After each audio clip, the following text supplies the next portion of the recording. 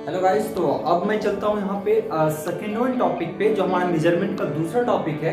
पहला टॉपिक हमने कंप्लीट कर लिया है, वो तीनों टॉर्क के बारे में। बहुत इंपॉर्टेंट टॉर्क है जो आपको इंस्ट्रूमेंटेशन में काम आएगा। नेक्स्ट वन टॉपिक है हमारा बेसिक कुछ लॉज। इस लॉ को आपको जानना चाहिए, आपको चाहे मशीन हो या मेजरमेंट हो या और कुछ इस टाइप की डिवाइसेस हो जहां पे आपके इस लॉ का यूजेस होते हैं। ठीक है ना। तो चलिए इस लॉ के बारे में देखें। Faraday's law, thumb rules, Fleming left hand and right hand rule and Lenz law, इन तीनों चारों को हम एक बार देखते हैं और विथ एनिमेशन के थ्रू मैं करूंगा इस सारे लेक्चर्स को, यहाँ पे सारे पॉइंट्स को, ताकि चीजें बहुत आसानी से पता चले, नहीं तो आपको आइडिया नहीं लगता। Faraday's law of electromagnetic induction करेंगे। इसके कई लॉ थे, इलेक्ट्रोलाइसिस भी लॉ थे, है ना, जो बैटरी में यूज होते हैं, तो उसको हम नहीं करेंगे क्योंकि हमको इसका यूज है नहीं। हमको तो यूज है इलेक्ट्रोमैग्नेटिक इंडक्शन वाला, है ना। थंब रूल करेंगे, राइट हैंड थंब रूल करेंगे, है ना। तो थंब से कैसे होता है एक फ्लक्स को और एक कैसे करंट के डायरेक्शन को करता है, तो उसके बारे में करेंगे।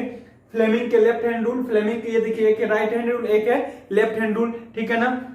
ये हमारा मिडिल फिंगर, ये इंडेक्स फिंगर और ये है थंब। क्लियर। यहां पे मैं बात करूं तो ये हमारा क्या है, थंब है, ये इंडेक्स फिंगर है और ये मिडिल फिंगर है। क्लियर ना। तो यहाँ पे ये तीनों के कौन कौन से पोजीशन है, किस तरीके से काम करता है। फ्लेमिंग के लेफ्ट हैंड रूल किस पे लगता है, मोटर पे, और फ्लेमिंग के राइट हैंड रूल किस पे लगता है, जनरेटर पे। आज याद नहीं होता तो आज दिमाग में बैठा लीजिए। जनरेटर को राइट हैंड से स्टार्ट करते हैं, जनरेटर को किससे स्टार्ट करते हैं, राइट हैंड से। तो जनरेटर में जो फ्लेमिंग का राइट हैंड लगता है, क्लियर। तो लेफ्ट हैंड किस पे लगेगा, मोटर में। तो इस तरीके से इसको याद रखना है, क्या वर्किंग है इसके प्रिंसिपल्स को हम बात करेंगे। लेंज लॉ, जैसे कि लेंज लॉ हमने बोला था, इसी कारण एडी करंट डैंपिंग जो होता है प्रोड्यूस किया जाता है एडी करंट में। यानी एडी करंट डैंपिंग जो प्रोड्यूस किया जाता है, वो जो रोकता है किसी पॉइंटर को, उसी का कारण था लेंज लॉ। अगर किसी ने वहां नहीं समझा तो इसका मतलब वहां पे लेंज लॉ आपको नहीं आता था, इसीलिए आपको प्रॉब्लम हो रही थी। तो इन सारे लॉ के बारे में हम जानेंगे। लेंज लॉ कहता है it's oppose the cause of production, जिसके कारण जो उत्पन्न होता है वो उसी का विरोध करता है। ठीक है ना। अब हम इसके बारे में चलिए एनिमेशन के थ्रू कैसे सॉल्व करते हैं उसको देखते हैं। ओके गाइस, तो आप इसके बारे में समझिए। सबसे पहले जैसे हमने बोला कि फैराडेज लॉ जैसे ट्रांसफार्मर में भी एप्लीकेबल होता है। ठीक है। फैराडेज लॉ का फॉर्मूला जैसे आपसे बताया कि minus N D five by D T, minus N D five by D T. यहाँ पे देखिए माइनस हमने बोला लेंज लॉ इंडिकेट करता है, एन टर्नों की संख्या, D five by D T. D five by D T क्या इंडिकेट कर रहा है, change in flux per unit time. यही तो है, फ्लक्स फाइव होता है, लेकिन अगर इसको डी बाई डी टी अगर कर देता हूँ तो टाइम के रिस्पेक्ट में फ्लक्स में क्या चेंजेज हो रहे हैं, यही इसका मतलब होता है। तो अगर मैं यहाँ पे बात करूँ तो देखिए आपका जो फैराडेज लॉ है वो कहता है कि ये जो वाइंडिंग है, इस वाइंडिंग के इर्द गिर्द अगर किसी मैग्नेट को, ये चुंबक है, उसको आगे पीछे करोगे तो टाइम के रिस्पेक्ट में क्या हुआ, किसी मैग्नेटिक फील्ड को आप उस कंडक्टर से कट करवा रहे हो। तो इस कंडक्टर पे डेवलप होता है क्या, ईएमएफ। इस पे क्या डेवलप होता है, ईएमएफ। अगर इसको क्लोज पाथ कर दूं, यानी इस कंडक्टर को इसके साथ जोड़ दूं, तो इसमें क्या सर्कुलेशन होने लगेगा, करंट। वही चीज़ें यहाँ पे एनिमेशन के थ्रू बताया गया है, जिसको आप अच्छे से पहले देखेंगे। देखिए यहाँ पे अगर आप इसको देखेंगे तो ये कॉइल है, अगर यहाँ पोल रुका हुआ है तो यहाँ फ्लक्स अभी भी जा रहा होगा, ये पोल अभी भी रुका हुआ है तो फ्लक्स तो चल रहा होगा। लेकिन अस्थिर फ्लक्स किसी कॉइल के पास अगर रखा जाए तो कोई ईएमएफ डेवलप नहीं होता। लेकिन जब इसी कॉइल को मैं मूव कराना शुरू करूँगा, ये देखिए आगे पीछे कराना शुरू करूँगा इस कॉइल के इर्द गिर्द, तो फ्लक्स का टाइम के रिस्पेक्ट में क्या हो जाएगा, मोशन। और टाइम के रिस्पेक्ट में मोशन, अगर फ्लक्स का रेट चेंज होगा, फ्लक्स का रेट चेंज होगा तो इस कंडक्टर में क्या डेवलप होगा, ईएमएफ डेवलप होगा। तो आपने देख लिया, अगर इस पोल को मूव कराऊं इस कंडक्टर के इर्द गिर्द तो इसमें ईएमएफ डेवलप होता है। अगर इसके पाथ को क्लोज कर दिया जाए, जैसे कि यहाँ मीटर भी लगा दिया, बल्ब भी क्लोज पाथ है, तो यहाँ ईएमएफ डेवलप होगा, तो करंट सर्कुलेशन से बल्ब भी ग्लो करेगा और ये वोल्टमीटर भी बताएगा कि इसमें कितना पोटेंशियल इंड्यूस्ड हो रहा है। तो इस तरीके से इसी को बोला जाता है फैराडेज लॉ। ठीक है ना। और मैं इसकी रिगार्डिंग कुछ चीज़ें बता दूं आपको फैराडेज लॉ के रिगार्डिंग। तो फैराडेज लॉ जैसे कि आप मशीन में भी देखोगे यूज होता है। तो यहाँ पे क्या होता है, फील्ड को, कोई मोटर की अगर बात की जाए तो कंडक्टर, अगर मोटर की बात की जाए तो उसमें कंडक्टर का करंट, इसमें कंडक्टर में करंट दिया जाता है। ठीक है ना। कंडक्टर में करंट दिया जाता है, पहले से पोल यहाँ पे रहता है, तो फील्ड भी रहा और करंट आप गुजारते हो तो टॉर्क प्रोड्यूस होता है। लेकिन जब कोई ये मोशन में रहता है, ये जब मोशन में होता है तो उस कंडीशन में भी मोटर में बैक ईएमएफ जो डेवलप होता है वो इसी के कारण होता है। किसके कारण? फेराडेज लॉ के कारण। क्योंकि जब ये मोशन में आएगा तो एक कंडक्टर किसके इर्द गिर्द कटेगा? किसी फील्ड के इर्द गिर्द कटेगा। अगर ये कटेगा और क्लोज लूप यहाँ पे है तो इस पर डेवलप होता है ईएमएफ, इसीलिए मोटर में इसको बोला जाता है बैक ईएमएफ। तो आई होप फेराडेज लॉ आप समझ चुके होंगे। मेन प्रिंसिपल यहीं पे है, D phi by D T, जहाँ पे टर्नों की संख्या भी रहती है जब भी कोई स्लॉट क्रॉस में रहता है। जब तक फ्लक्स नहीं क्रॉस करेगा तब तक कोई वोल्टेज इंड्यूस नहीं होगा। आप यहाँ पे देखिए एक कॉइल है और यहाँ पोल भी है, चुंबक भी है, इसका फ्लक्स चल रहा होगा, नॉर्थ टू साउथ चल रहा होगा, फ्लक्स बहुत चल रहा होगा, लेकिन क्या इंड्यूस्ड ईएमएफ है? नहीं है। तो परमानेंट अगर फिक्स कोई फ्लक्स किसी कॉइल के पास रुका रहे तो कोई ईएमएफ नहीं होता है उत्पन्न।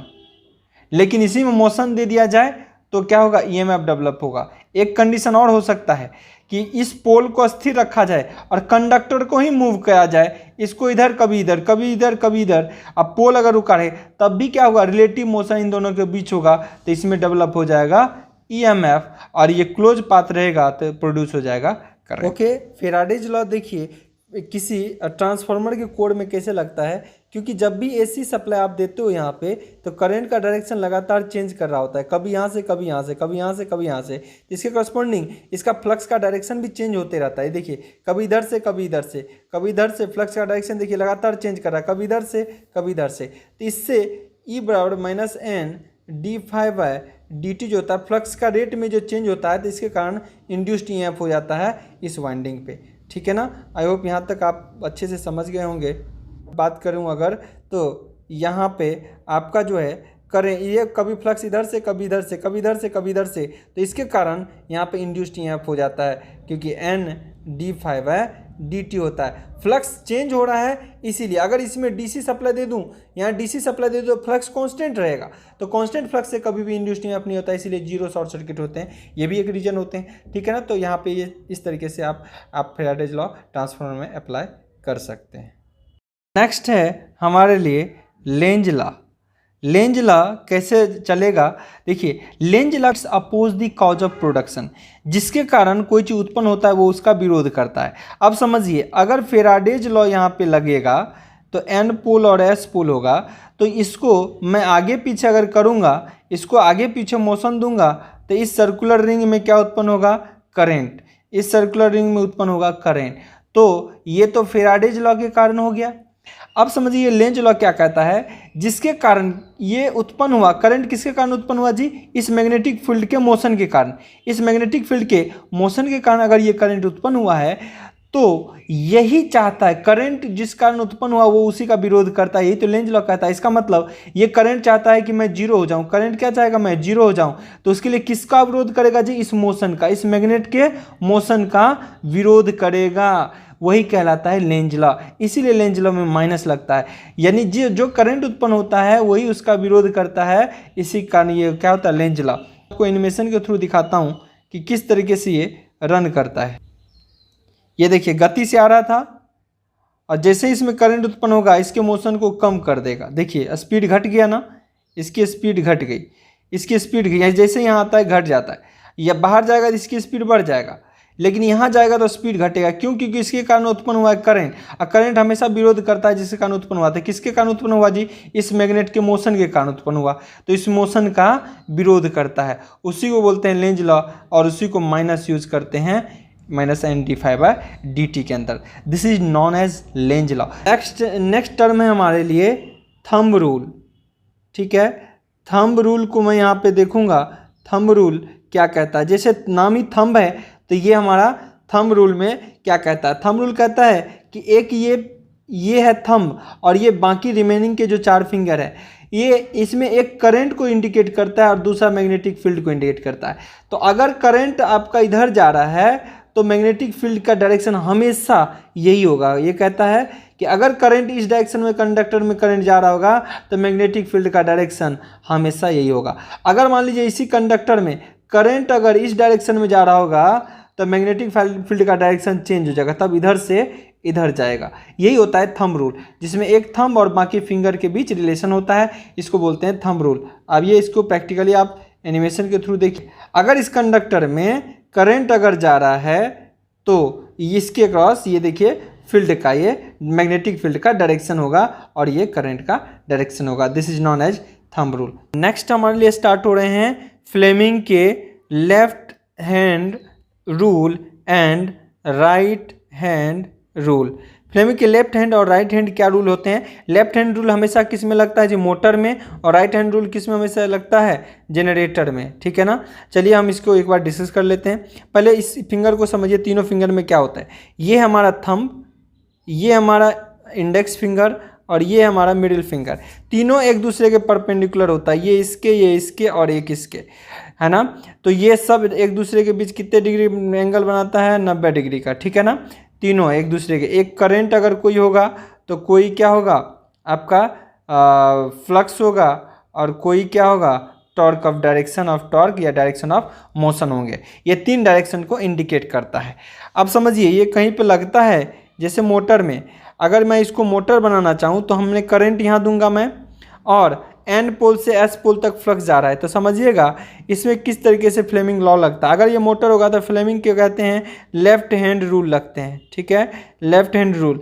इसका मतलब जब इसमें करंट जाएगा तो क्या होगा, इस कंडक्टर में करंट जाएगा और पहले से फ्लक्स विद्यमान है, तो दो चीज़ है, तो तीसरा चीज़ हमेशा एग्जिस्ट करेगा। तीसरा क्या होगा जी? तीसरा होगा टॉर्क का डायरेक्शन। क्या होगा? टॉर्क का डायरेक्शन। और इसने दिया भी है, देखिए एक दिया है इसने फ्लक्स का डायरेक्शन में, ये फिंगर दे दिया फ्लक्स का डायरेक्शन। करंट का डायरेक्शन में ये होता है, बड़ा वाला फिंगर मिडिल फिंगर करंट का डायरेक्शन इंडिकेट करता है। तो थंब वाला जो मेन है ये डायरेक्शन ऑफ मोशन इंडिकेट करता है, जो हमेशा ऊपर की ओर खींचेगा। तो कंडक्टर इस तरीके से सर्कुलेट करना शुरू कर देगा, मोशन में आ जाएगा। तो इसीलिए मोटर में फ्लेमिंग के लेफ्ट हैंड रूल लगते हैं, बोलते हैं कि लेफ्ट हैंड रूल लगते हैं। क्यों? क्योंकि यहाँ पे टॉर्क प्रोड्यूस होता है जब फील्ड विद्यमान हो और करंट विद्यमान हो आपके कंडक्टर पे। तो ये फ्लेमिंग का लेफ्ट हैंड रूल होता है। थोड़ा एनिमेशन के थ्रू आप और बढ़िया से इसको देखना चाहेंगे, देखिए। तो इस तरीके से आपका ये रोटेशन होके ऊपर जाता है, फिर नीचे आएगा, फिर इधर जाएगा, फिर इधर जाएगा। किसके केस में? मोटर के केस में। क्लियर ना? तो मोटर में आप सप्लाई देते हो, ठीक है। चलिए आगे कुछ और डिस्कस कर लेता हूँ इसी में मैं। अगर मैं इसको क्या किया जाए, अब जनरेटर अगर बना दिया जाए, देखिए अगर इसको क्या कर दिया जाए, अगर जनरेटर बना दिया, यानी पहले इसी में मोशन दे दिया जाए, पहले इसी में मोशन दे दिया जाए, अब फील्ड हो, तो नेक्स्ट काम क्या होगा? करंट का। यानी इन तीनों में अगर दो कोई प्रेजेंट हो तो एक उत्पन्न होगा। यानी किसी ने टॉर्क ही दे दिया, इसको घुमा दिया और फील्ड विद्यमान है, तो ऑब्वियसली इस कंडक्टर से करंट जाएगा, ठीक है। यहाँ पे कुछ चीज़ और देखने की है। अगर इसको एसी बनाने हैं तो स्लिप रिंग का उपयोग करते हैं। आपके एग्जाम में ऑब्जेक्टिव टाइप पूछे जाते हैं, अगर किसी मशीन को एसी बनाना है तो किस टाइप का उपयोग करते हैं जी? स्लिप रिंग का। ये स्लिप रिंग है, देखिए स्लिप रिंग का अरेंजमेंट है। इसमें जैसे ब्रश कोई लगा होता है ना, यहाँ से चिपका होता है, ये ब्रश है और ये स्लिप रिंग है। कंडक्टर इसको लेके घूमता रहेगा, इसको लेके घूमता रहेगा, और यहाँ पे कोई चीज़ चिपका रहेगा कार्बन के ब्रश, तो ये इसको करंट खींचता रहेगा और ये बल्ब ग्लो कर जाएगा। तो ये जब भी हम एसी की बात करेंगे तो हमेशा एसी में स्लिप रिंग होता है। ये ऑब्जेक्टिव टाइप के क्वेश्चन आपसे पूछे जाते हैं, आपके दिमाग में रहे ये चीज़। ये देखिए अरेंजमेंट भी एक ब्रश में दिखा दिया, ये घूमता रहता है हमेशा और ये ब्रश उससे घिसता रहता है, कार्बन की ब्रश। एक और क्वेश्चन पूछता है कि कितने परसेंट अगर ब्रश डैमेज हो जाते हैं, खत्म, इसको रिप्लेस करना पड़ता है। 50% या उससे ज़्यादा अगर खर्च हो जाए तो ये ब्रश को रिप्लेस करना पड़ता है। चलिए वो सब मशीन में हम देखेंगे बहुत अच्छे से। और अगर मैं बोलूँ कि अगर डीसी मशीन बनाना हो तो स्लिप रिंग का यूज़ करेंगे क्या? नहीं, तब स्लिप रिंग का यूज़ नहीं करेंगे। तो किस चीज़ का यूज़ करेंगे? इसको हटा के हम कम्यूटेटर का इस्तेमाल करते हैं। क्या करते हैं? कम्यूटेटर का इस्तेमाल करते हैं। चलिए आपको दिखाते हैं कम्यूटेटर किस तरीके से होता है। ये तो एसी में अभी देखिए, एसी में अभी रनिंग के दौरान ये दिखाया है। एसी में चूँकि वेव फॉर्म कैसे प्रोड्यूस होता है जी? ऐसा, है ना। तो ये वोल्टेज थोड़ा अप एंड डाउन करेगा, देखिए अप एंड डाउन कर रहा है ना। एसी प्रोडक्शन में वोल्टेज अप एंड डाउन करता है। चलिए अब हम आगे देखते हैं डीसी में। हालांकि शेप, पोल के शेप में भी चेंजेज होते हैं, जब हम आगे स्टडी करेंगे तभी पोल आर्क, पोल पिच पढ़ेंगे वहाँ पे बहुत अच्छे से। चलिए ये अल्टरनेटिव प्रोड्यूस हुआ, थोड़ा डीसी के बारे में देख लेते हैं। देखिए अगर डीसी की बात होती है, देखिए जब भी बात डीसी की होती है तो इसमें कम्यूटेटर सेगमेंट होता है। एक ही कम्यूटेटर को दो हिस्से में बांट दिया जाता है। कम्यूटेटर हमेशा कॉपर के बने होते हैं, कार्बन ब्रश यहाँ से चिपका होता है, तो यहाँ कम्यूटेटर यूज करते हैं। और इसमें चूंकि डीसी है तो हमेशा डीसी का ग्राफ कैसा होता है? कांस्टेंट, तो कांस्टेंट आउटपुट मिलता है आपको, ठीक है ना। तो एसी में वैसा था और डीसी में इस तरीके से था।